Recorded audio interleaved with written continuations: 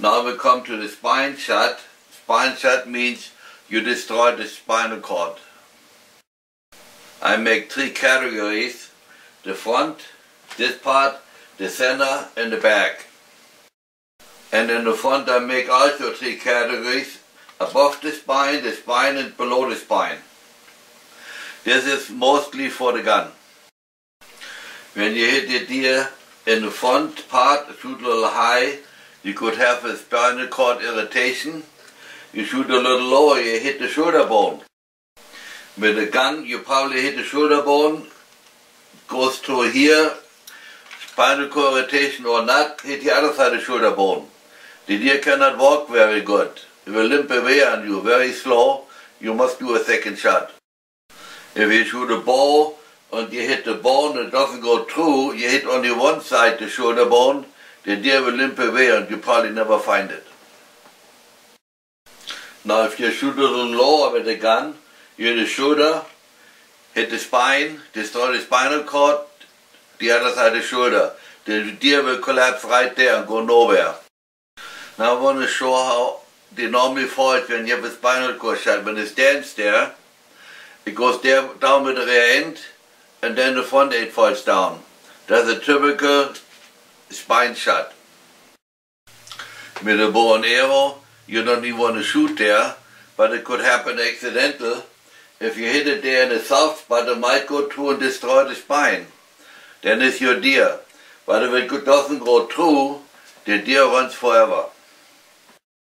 When you have a shot like that, there is also no blood loss. You must go and draw blood soon. Now we come to the shot below the spine through the shoulder blade, down here. You have a shoulder injury, double long shot shoulder injury. The deer will jump forward, it pushes with the rear legs, but the front doesn't come up. That's a typical sign that you have a shot like this. The deer will jump 2-3 yards and fall over. It's a massive blood loss. It will pass away very fast. As a bow hunter, you never aim for there, but it could happen that you hit it there by accident. If you hit the shoulder bone and the arrow goes through and enters the chest cavity, it will be your deer.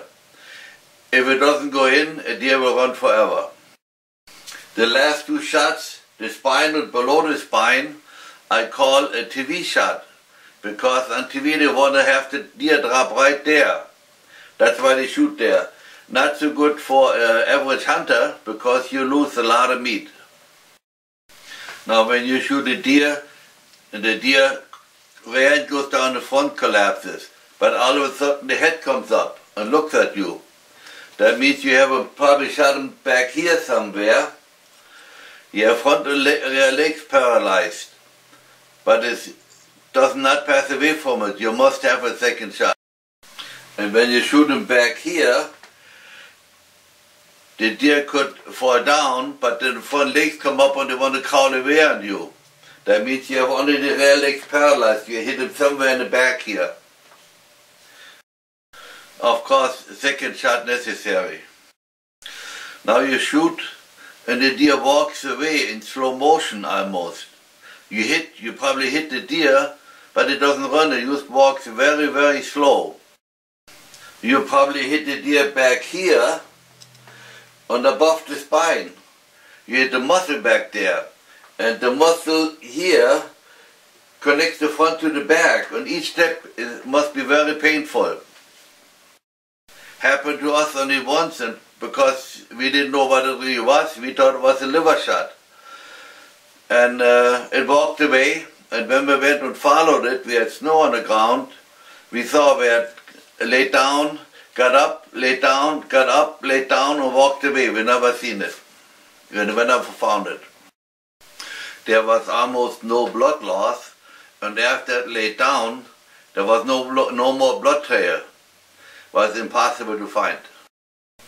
Whenever the deer dropped where you shot it, there must be a spinal cord injury or spinal cord irritation, with some exceptions. For example, long time ago I shot a Magnum rifle for deer, and when I hit the chest cavity, the vitals, the deer did not run, always collapsed right there. from the back pressure in the arteries, he had a stroke and collapsed right there. And if you shoot with a bow or with a gun, if you shoot while the deer has the opposite side, the leg picked up, that means there's no balance. If you hit it from that side, the deer will get pushed to the side and fall over. And it might struggle a little bit and try to get up and run away, and collapses in a few steps in front of you. Now we come to the shoulder bone. The shoulder bone lays about like this inside the meat when it's standing. That shoulder bone is not connected to any other bone in the body. It only hangs on muscle and tendons. When you hit that shoulder bone with a bow and arrow, it fluctuates more because it's not connected to any bones and it's harder to penetrate. And it becomes worse if the deer lifts the leg up and just hanging there like this. That's more relaxed and the bones give even more.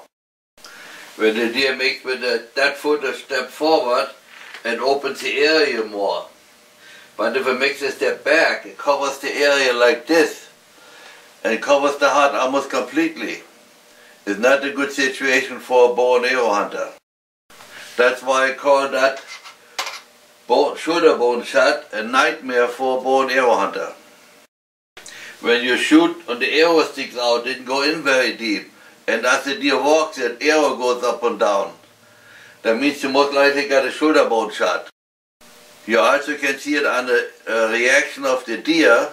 You shoot and the deer makes you 1 or 2 steps forward and turns around and looks at you. The deer don't understand why it all of a sudden hurt, and you heard the deer snorting in the woods. A while later it keeps running for maybe 60, 80, 100 yards and stops again. And then it walks away on you. Now you go down to look for a blood trail. Where you shot the deer, there's no blood, but it makes only 2 steps and you find a little blood on the ground, but real little blood drops. And then you see where it run, you find very little blood drops to the next stop. And on the next stop there maybe it's a little more blood, it all depends how long it stood there, and then it runs away on you, no more blood. You never find that deer. I don't care if you follow it 3 hours later, 6 hours later, or next day, or 2 days later. Whenever you get too close, they will jump up and run away on you. Last time that happened to us in our hunting group, we saw the deer running 3 days later. And first you can see it cannot walk, only lopes or jumps, because it cannot use the injured foot. And it was chased by a dog. If you have a similar blood trail, gun hunting, you most likely shot a leg off. Down here, or in the back down here somewhere. The deer can walk for a long time. If it doesn't get eaten by coyotes, it most likely survives.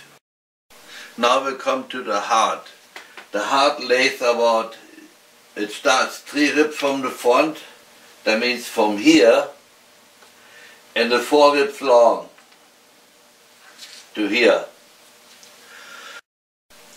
Again, the heart stops 3 ribs from the front and the 4 ribs long. It's a good sign is when you see the elbow is a little bit past the elbow. That's why the heart goes all the time.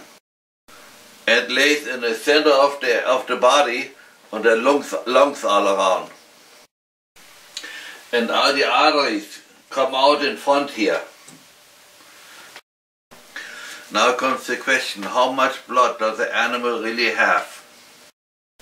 No matter how big or how small the animal is, it has 8% of the body weight blood. If the animal loses 30% of the blood, it will go in shock and pass away. If it loses 20% blood, it will lay down and is too weak to get up. Those 2 categories I call massive blood loss. If it loses 10% blood, I call it minimal blood loss. The deer probably will run away to the next cover and lay down. If you follow the deer fairly soon, It will probably let you come pretty close before it jumps up and runs away. You may have a second shot. If you don't follow it, after a while it might get up and walk home anyhow, so you never see that deer then.